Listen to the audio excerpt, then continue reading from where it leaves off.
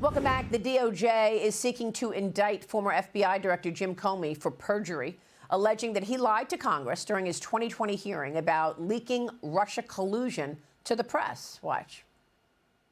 Mr. McCabe, who works for you, has publicly and repeatedly stated that he leaked information to the Wall Street Journal and that you were directly aware of it and that you directly authorized it. I can only speak to my testimony. I stand by what the testimony you summarized that I gave in May of 2017. So your testimony is you've never authorized anyone to leak. I'm not going to characterize Andy's testimony, but mine is the same today.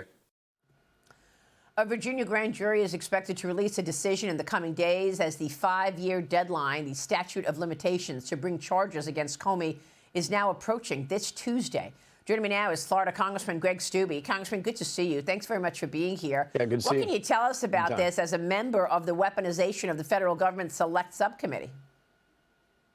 Well, it's about time. Americans have waited for this for a long time. We saw the Russia collusion hoax, the complete compromise of the deep state. That was all under Comey's leadership. I believe because of all of those things that we now know, they used the intelligence apparatus of our federal government to perpetrate a fraud upon the American people that the Trump campaign was colluding and conspiring with Russia. In my opinion, he should be charged with treason. But obviously, the DOJ doesn't want to go that far. They found something that they can charge him with. He obviously lied to Congress because he knew either he's lying or McCabe is lying. And obviously, they have evidence from either communications or something that it's a basis of this grand jury indictment. It is a long time coming where the American people want to see justice of all of the brokenness of our federal government over the last decade. So what would this mean then for Comey if they were to charge him with lying under oath?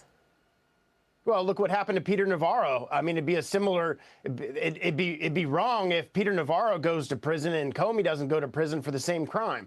So I would imagine that D.C. jurisdiction is going to go along that same type of time frame, the same type of punishment. Obviously, he's going to have a right to defend himself. If he wants to take it to trial, they'll go to trial. But it'd be probably more beneficial for him to settle the case. But that's probably what they're looking at from a some type of punishment standpoint.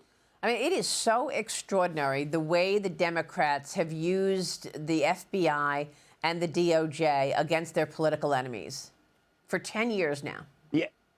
The FBI, the DOJ, and the intelligence apparatus. Remember, yes, that's right.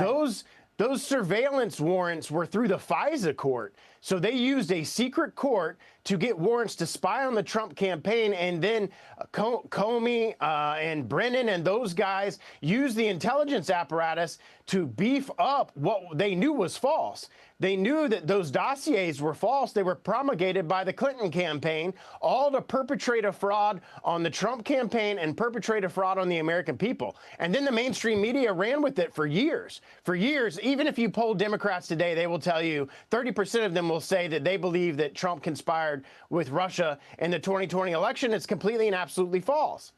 It's just extraordinary, Congressman, truly extraordinary. I mean, this is the biggest scandal that anyone has ever seen. Followed by the Joe Biden mental capacity scandal and the auto pen use. But let me move on to the issue at hand, and that is this government shutdown. House Minority Leader Hakeem Jeffries is demanding what he's calling an ironclad health care agreement as tensions escalate ahead of a potential shutdown at midnight on Tuesday, September 30th.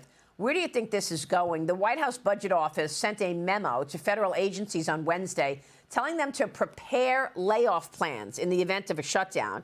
And those layoffs would target employees working in programs, obviously, that are not legally required to continue during a government shutdown. But look what you have in the Journal this morning. One of the top stories, White House to pursue mass firings if government shuts down. What are your expectations? Well, and the Trump administration has the authority to do that because they have to take extraordinary measures to protect the government because the government shut down. Why does Hakeem Jeffries have any influence whatsoever on what's going to happen in this shutdown? We passed a bill in the House. It passed largely along party lines. There was one Democrat that voted to put the CR out and send it to the Senate. And why are we giving Chuck Schumer power? I mean, one of the things that I would call on Thune, they just did away with the 60-vote threshold for judges. Why don't we do it for CRs? Why doesn't the Senate do it for keeping the government open? That's the most basic functions of government. There's a bill that passed the House, has gone to the Senate. Why should Chuck Schumer determine and negotiate what happens to the American people when we have the majority? When they voted on it, the majority of the Senate voted to pass the CR and send it to President Trump's desk. So why are we allowing Schumer to dictate what type of policy should or should not be in a bill? They want $1 trillion in more spending. They want to extend tax credits that don't expire until the end of the year, that haven't passed Congress, and they're using the government shutdown as leverage. This will be a Schumer shutdown if this doesn't pass. The Republicans passed it in the House. The majority of the Senate passed it, and because they couldn't get the 60-vote threshold, it is Chuck Schumer's responsibility and fault that this hasn't passed the Senate.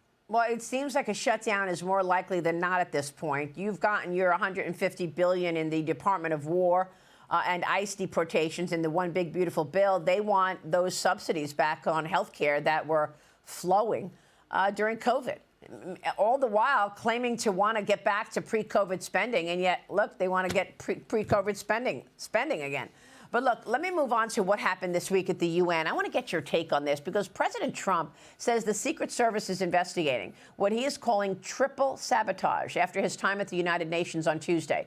The president wants answers after the escalator stopped as soon as he and the First Lady stepped on it. Look how great Melania was. She is unfazed. She walks on it. It stops. She turns around to the president, and she just leads the president up and walks. So she was unfazed by it. But this could have been a massive issue. And, you know, the president being frozen there in one place makes him vulnerable. Later the same morning, the teleprompter goes dark in the middle of his speeches. And then, you know, in the middle of his address, rather. And then the president also said that the sound was off during his remarks, and only the people with interpreters speaking into earpieces could actually hear his address. The UN reports that they ordered a thorough investigation and are, quote, ready to cooperate in full transparency with relevant U.S. authorities. Congressman, do you know if we're going to get answers on this? I surely hope so. And if the Secret Service has opened up an investigation and the UN's doing an investigation, obviously all of those things could not be a coincidence. And thankfully, the First Lady and the President had their hands on the rail as they were going up the escalator, or you likely would have fallen down and injured themselves. It seems to be intentional. Let's hope it wasn't. But it seems to be that was the case. Look, nothing's worked at the UN. I don't know why we're still part of the UN. The President has been able to do the job of the UN since he's been president and negotiating all of these peace deals. Unbelievable. Congressman, we're going to be watching your work, of course. We so appreciate your time this morning. Thank you. Thank you. Greg Steube joining us.